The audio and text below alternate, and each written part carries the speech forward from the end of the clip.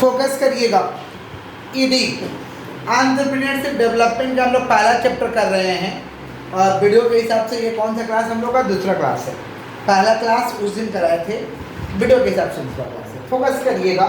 किसका बात करें? बिजनेस एथिक्स का बाबू। किसका बात करें हम लोग? इंट्रोडक्शन। किसका बात करें? इंट्रोडक्शन में हम लोग पढ़े हुए थे कि एंटरप्रेन्योरशिप डेवलपमेंट यानी क्या करना है भाई? एंटरप्रेन्योरशिप एक क्या प्रोसेस है? ये क्या है? Process of setting up own business. तो ओन का खुद का बिजनेस जिस प्रोसेस आप सेटिंग कर लिए उसको क्या करना है? डेवलप कराना, उसके बारे में पढ़ना। जो व्यक्ति एंटरप्रेन्योरशिप करेगा उसे क्या कहते हैं? एंटरप्रेन्योर। क्या कहते हैं? समझ पा रहे? कौन सा वर्ड क्या आता है भाई? एंटरप्रेन्योर। इसका मतलब होता है टू अंडरटेक, टू अंडर। समझ पा रहे? कौन सा वर्ड से आया था? ये फ्रेंच वर्ड। कौन सा वर्ड?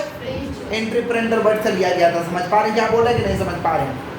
और एंटरप्रेन्योर क्या भाई? पर्सन है। क्या है? पर्सन है। समझ पा रहे हैं? और एक और वर्ड पढ़े थे एंटरप्रेन्योर। ये सैलरी बेस्ड एम्प्लॉय होता है।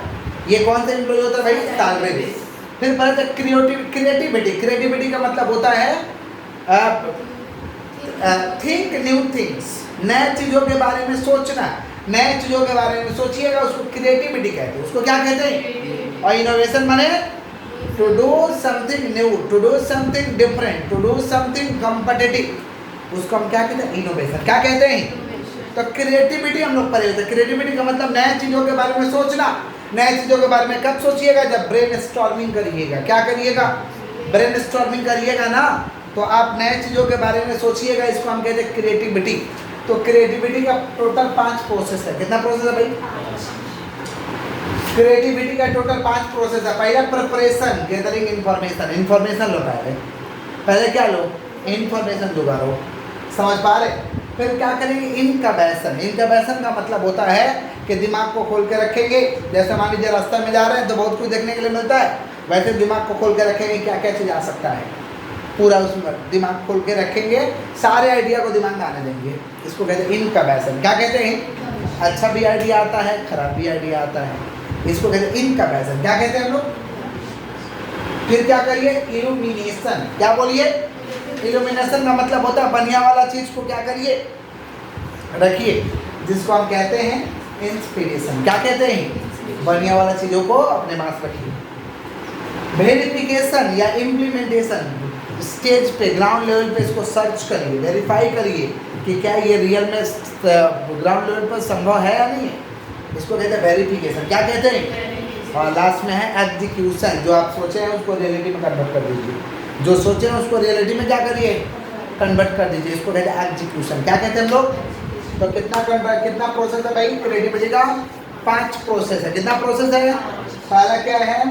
प्रिपरेशन, इनकबेशन, फिर इल्यूमिनेशन, फिर वेरिफिकेशन और एग्जीक्यूशन। कौन सा बोलिए? तो क्रिएटिविटी का कितना प्रोसेस है भाई? 5। कितना प्रोसेस? MSME का फुल फॉर्म होता है माइक्रो स्मॉल मीडियम एंटरप्राइजेज। इधर से क्वेश्चन तो जरूर रहता है हर बार। MSME का फुल फॉर्म होता है माइक्रो स्मॉल मीडियम एंटरप्राइजेज। बोलो क्या बोले हैं? Micro small medium enterprises. तो MSME is governed bye MSME act 2006। देखिए MSME जो है हमारे देश का रीढ़ का हड्डी है, छोटे व्यापारी के लिए बनाया गया है। आप छोटे व्यापारी लोगों को देख रहे हैं ना, GDP में 30% का कंट्रीब्यूशन लोग खुद देता है। समझ पा रहे? हमारे देश का रीढ़ का हड्डी है। लोग का धंधा बंद हो जाएगा ना, देश का इकोनॉमी हिल जाएगा। किसका बात कर रहा हूँ? MSME। किसका? और प्रत्येक साल सरकार आता है तो MSME के लिए कुछ ना कुछ स्कीम लेके आता है, कुछ ना कुछ सुविधा लेके आता है। समझ पा रहे क्या बोल रहे? तो MSME को कौन चलाता भाई? MSME act 2006। बोलो जोर से बोलो, मतलब कैसा बोल रहे हो? जोर से बोलो। MSME act 2006।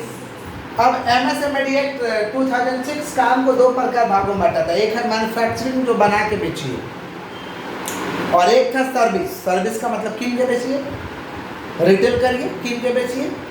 2 सेक्टर था। मैन्युफैक्चरिंग मतलब बना के बेचिए, जैसे मिठाई दुकान वाला मिठाई बना के बेच दिया, मोदी दुकान वाला सामान कीन के बेच दिया। सर्विस 2 तरीका का काम था बोल रहे हैं, मैंने अब नहीं है वैसा, था पहले।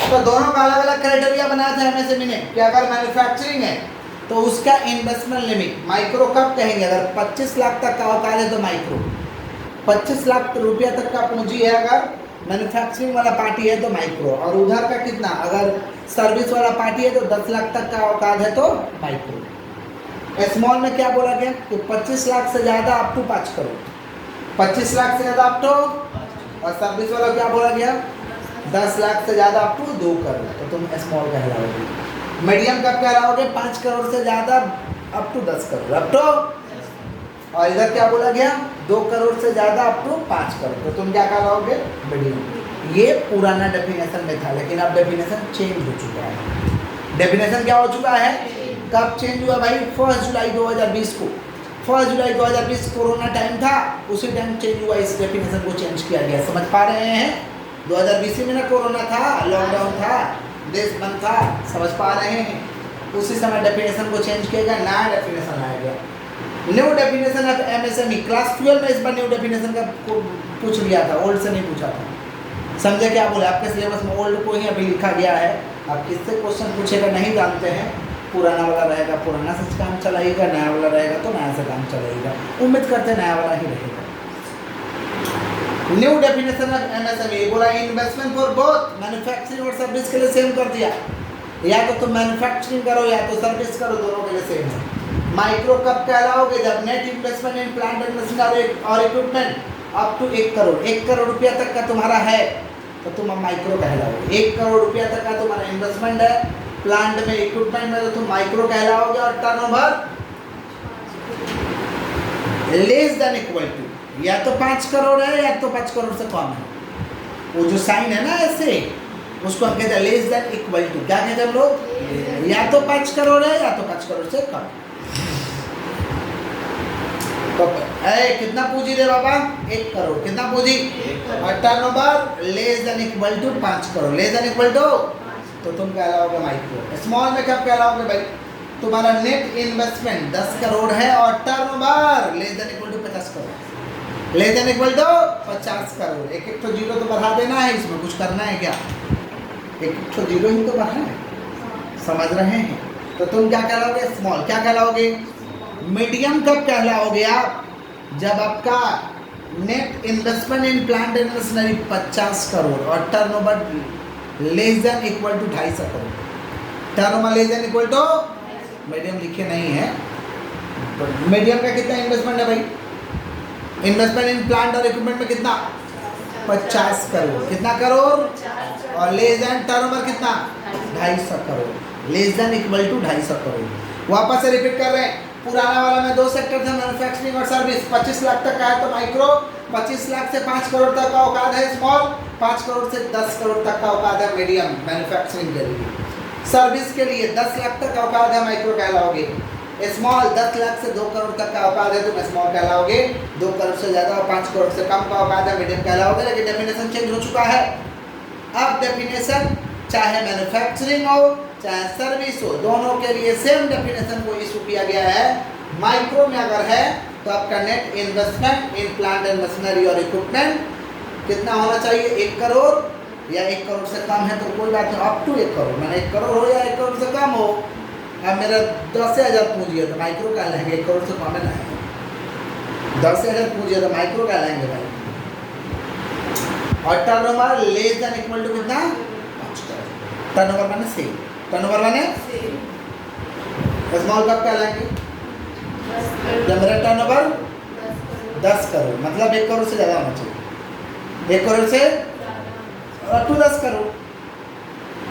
Turnover less than equal to कितना करोड़, 50 करोड़, कितना करोड़, 50। तो क्या कहलाएंगे स्मॉल, क्या कहलाएंगे मीडियम, कब कहलाएंगे net investment in plant and machinery equipment कितना 50 करोड़, कितना, और turnover less than equal to कितना करोड़, 250 करोड़, कितना करोड़, तो क्या कहलाएंगे भाई मीडियम, क्या कहलाएंगे। फैमिली बिजनेस, फैमिली बिजनेस में ओनर कौन होता है, पेरेंट्स, मम्मी पापा, अब वो उससे भी बड़ा पेरेंट्स होता है उनका लड़का लड़की लोग, नहीं समझे, बोलते हमारा है, जितना पापा नहीं बोलते हैं उतना वो लोग रच के बोलता है मेरा है। घरवा को देखिएगा आप लोग का, घर को कौन बोलता है ज़्यादा, हम लोग बोलते हैं, लड़का हो के ज़्यादा हम लोग बोलते हैं, बट वो लोग नहीं बोलते हैं। तो पहला कौन, ओनर, पेरेंट्स, ओनर तक तो ठीक रहता है। पार्टनर लड़का लड़की, पार्टनर समझ पा रहे क्या बोल रहे हैं कि नहीं समझ पा रहे हैं, समझ रहे हैं? एम्प्लॉय कौन होता है? फैमिली मेंबर या आउटसाइडर? फैमिली मेंबर या ऐसे बिजनेस को हम फैमिली बिजनेस कहते हैं। जब पेरेंट्स चलाते हैं तो शानदार चलता है बिजनेस, लेकिन जब पार्टनर पे आते हैं लड़का लड़की पे तो थोड़ा डगमगा भी जाता है, नहीं तो बेहतर चलता भी है। समझे क्या बोले? डगमगा भी जाता है, नहीं तो बेहतर चलता है, क्योंकि वो लोग बंटवारा करने लगता है। समझे क्या बोल रहे हैं कि नहीं समझ पा रहे? किसका बात कर रहे भाई? फैमिली बिजनेस किसका? समझ पा रहे हैं? रिलायंस जैसा कंपनी का बंटवारा हुआ दोनों भाई में, जरूर अनिल अंबानी और मुकेश अंबानी में। 20वीं सेंचुरी का सबसे रोल मॉडल वाला बिजनेसमैन थे मुकेश अंबानी। 20वीं सेंचुरी का रोल मॉडल बिजनेसमैन बोला जाएगा तो टिक्की लगाएंगे हम लोग मुकेश अंबानी। किस पर लगाएंगे टिक्की? मुकेश अंबानी। कोरोना टाइम में भी वो एशिया के नंबर 1 धनी व्यक्ति थे। तो 20वीं सेंचुरी के रोल मॉडल जो बिजनेसमैन में थे वो कौन थे? समझ पा रहे हैं क्या बोल रहे हैं कि नहीं समझ पा रहे हैं? समझ रहे हैं? फैमिली बिजनेस का बात कर रहे हैं, वो इतना बड़ा कंपनी का बंटवारा हो गया। समझ पा रहे हैं क्या बोल रहे हैं? कुछ अनिल अंबानी के पास आया, कुछ मुकेश अंबानी के पास आया, तो समझ ही सकते हैं कि फैमिली बिजनेस में किस तरीके का समस्या आता होगा। Conflict in family business. Conflict का मतलब होता है कि डिसएग्रीमेंट बिटवीन टू।